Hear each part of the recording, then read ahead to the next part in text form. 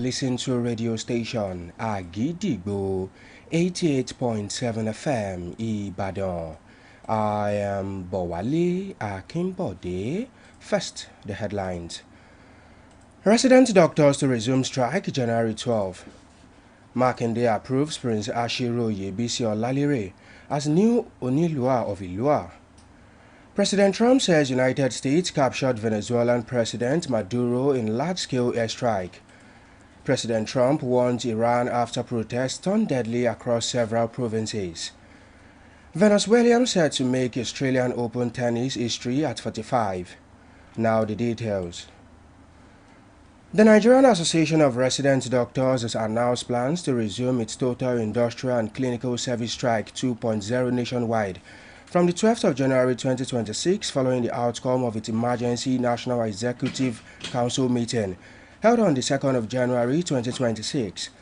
In an update issued after the meeting, the association, through its president, Dr. Mohammed Suleiman, explained that the decision was reached in response to the continued failure of relevant authorities to fully implement agreements reached on doctors' welfare and condition of service.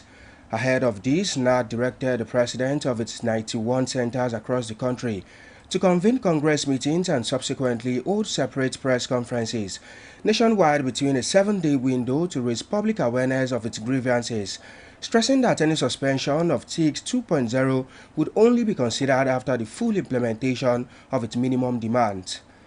While appreciating the patience and resilience of its members, the NAD National Officer Committee reaffirmed its commitment to implementing the resolution of the NEC, noting that engagement with relevant stakeholders will be intensified in coming days, and further urges members to remain calm, united and resolute as it presses for the full implementation of its demands. The Nigerian Army has said it has rescued 31 kidnapped victims, arrested 17 criminal suspects, and recovered 2 pump-action guns with 5 rounds of ammunition during coordinated operations across several states in the last 24 hours. In a statement released today, the Army said the gains were recorded as sustained offensive pressure forced criminal elements to flee on contact, allowing troops to consolidate positions and protect civilians. Reaffirming its resolve, the Nigerian Army said it remains unwavering in its commitment to protecting lives and property across the country, while urging citizens to support security forces with credible information. The senator representing Ondo South, Senator Jimoh Ibrahim, has commended the Nigerian Armed Forces for their professionalism, resilience, and sustained contributions to national security, as Nigeria is ranked as the 31st strongest military globally and 3rd in Africa by the 2025 Global Firepower Report. According to a statement made available to newsmen today, Senator Ibrahim said the armed forces had continued to show exceptional commitment despite evolving security challenges. The senator also highlighted Nigeria's role behind its borders, pointing to peacekeeping and stabilization missions under the Economic Community of West African States in Liberia and Sierra Leone, as well as operations in Sudan, Mali, the Gambia, and Guinea-Bissau. Senator Ibrahim further described the ranking as evidence of the armed forces' increasing strategic relevance, while attributing recent improvement in operational capacity and morale to the commitment of President Bola Tinubu, particularly in troop welfare and institutional support. The Oyo State Governor, Engineer Oluseyi Abiodun Makinde, has formally approved the appointment of Prince Ashiru Bisi Olalire as the new Onilua of Ilua, a prominent traditional stool in Kajola local government area of Oyo State. The approval was conveyed in an official letter issued by the Oyo State Ministry of Local Government and Chieftaincy Matters Secretariat Ibadan, and was signed by the Director of Chieftaincy Matters, Mr. A.M. Olajire, thereby authenticating the appointment.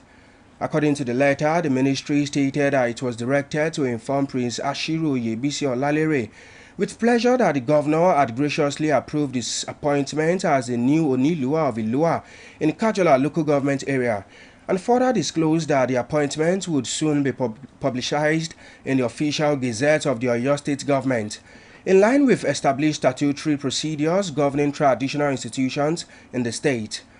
In congratulating the new monarch, the ministry expressed optimism that his reign would usher in an era of peace, progress and socio-economic development for Ilua town and Kajola local government as a whole.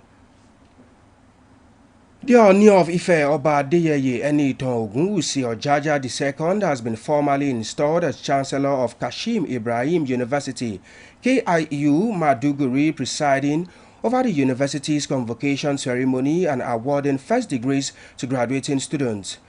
Speaking at the event today, Oba Ogunwusi accepted the appointment for a 4-year term and pledged to carry out his responsibilities diligently. The monarch described the occasion as a personal milestone, while commending those who support education in Nigeria, as expressed gratitude to the Borno State Governor Babagana Umaru Zulum and the university founder. Governor Zulum conducted the installation, handed over the symbols of office to the monarch, and welcomed him to the university community, noting the opportunity for closer collaboration in advancing education and development in the state. It is time to link up with our United Kingdom studio for the foreign news. News from Agidigbo FM United Kingdom. I am Folashade Familusi. 7 explosions and low-flying aircraft hit this morning in Caracas amid President Donald Trump escalating threats against Venezuela's leader. It was reported President Donald Trump announced the military mission in the early hours on Saturday morning, confirming that a large-scale strike was carried out in Venezuela. Crowd in Venezuela congregated in Caracas after President Maduro was captured to protest United States military intervention. The United States President Donald Trump revealed in a telephone interview that President Maduro and his wife has been captured and is en route to New York on a United States warship. United Kingdom Foreign Secretary Yeti Cooper has offered support to Switzerland in its response to the fatal fire in Crans, Montana. In a social media post, Cooper says she has been in touch with the Swiss foreign minister and their thoughts are with the victims and their families. She added the United Kingdom is ready to support people affected or their families, and the Foreign Commonwealth and Development Office stand ready to support any British nationals affected. That's the news from Agidigbo FM United Kingdom. I am Folashade Familusi. We shall also be moving to our Maryland studio, United States, for more foreign news. News from Kule Amzat Studio, Agidigbo FM, United States. I am Oluwatosin Soya. Latin American leaders were divided between condemnation and jubilation in the wake of a surprise attack on Venezuela early on Saturday, the U.S. President Donald Trump said resulted in the capture of Venezuelan leader Nicolas Maduro. While much of the region has long been wary of a return to U.S. interventions throughout the 20th century that helped install authoritarian governments from Chile to Honduras, Maduro, who presided over his country's social and economic collapse, was an increasingly unpopular and isolated leader. Many Latin American countries have also experienced a shift in recent elections to more right-leaning governments, many of whose leaders view the US-backed military regimes of the last century as necessary bulwarks against socialism. President Trump said Venezuelan President Nicolas Maduro and his wife were captured and flown out of the country early Saturday morning, confirming a large-scale strike by the U.S. that drew quick condemnation and concern from across the globe. Iran's leadership has lashed out after U.S. President Donald Trump threatened intervention amid deadly protests, with Iranian officials warning that American troops in the region could be targeted if Washington interferes. In an apparent response, Iran's supreme leader Ayatollah Ali Khamenei said on Saturday that Iran won't give in to its enemies. Dozens of protesters took to the streets across several of Iran's provinces this week, with some demonstrations turning deadly after clashes with police. In a separate statement, the Foreign Ministry called Washington's threat a violation of international law and said any aggression against Iran will be met with a decisive and comprehensive response. It will be recalled that U.S. President Donald Trump threatened on Friday to come to the aid of protesters in Iran if security forces fire on them, days into unrest that has left several dead and posed the biggest internal threat to Iranian authorities in years. And that has the news from Kule Amzat Studio, Agidigbo FM, United States. I am Oluwatosin Soya. Welcome back now to the exciting world of sport. Venus Williams is said to become the oldest female player to compete in the Australian Open main draw at the age of 45. The 7-time Grand Slam champion has received the final women's wildcard for the tournament, which begins on the 18th of January. The American, twice a runner-up in the first Grand Slam event of the year, will surpass the records of Japan's Kimiko Date, who was 44 when she played at the event in 2015. Williams has also accepted the wildcard for the All Bats International Warm-Up event starting on the 12th of January, where she will be joined by Britain's Akano. The former world number 1, who was beaten by her sister Serena in the 2003 and 2017 finals, has not competed outside the United States since 2023. To wrap up the news this evening, here is a recap of the headlines. Resident doctors to resume strike January 12. Makinde approves Prince Ashiru Oyebisi Olalere as new Onilua of Ilua. President Trump says United States captured Venezuelan President Maduro in large-scale airstrike. President Trump warns Iran after protests turned deadly across several provinces. Venus Williams said to make Australian Open tennis history at 45.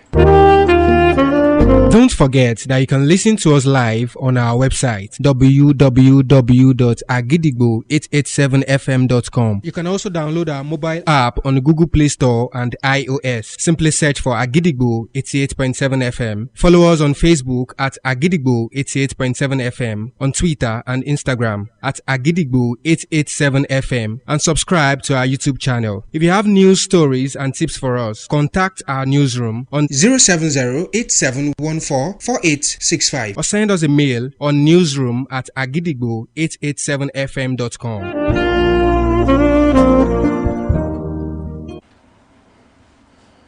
And before we go this evening, here is a quick tip. Our greatest glory is not in never falling, but in rising every time we fall. Finally, we have come to the end of the news around the world on the most listened to radio station, Agidigbo 88.7 FM, Ibadan. I am Bowale Akimbode. Thank you for listening. Good evening. News is information, and information is power. At Agidigbo 88.7 FM, we bring the news from top to bottom. The Oyo State government has said the over 1.5 million out-of-school children. We give you reports from Oyo State. The Oyo State House of Assembly has called for thorough investigation. The Southwest in Nigeria and the rest of the world. Has clarified that the body did not receive any cash support from international development. Trust us to keep you informed every hour, every day. Agidigbo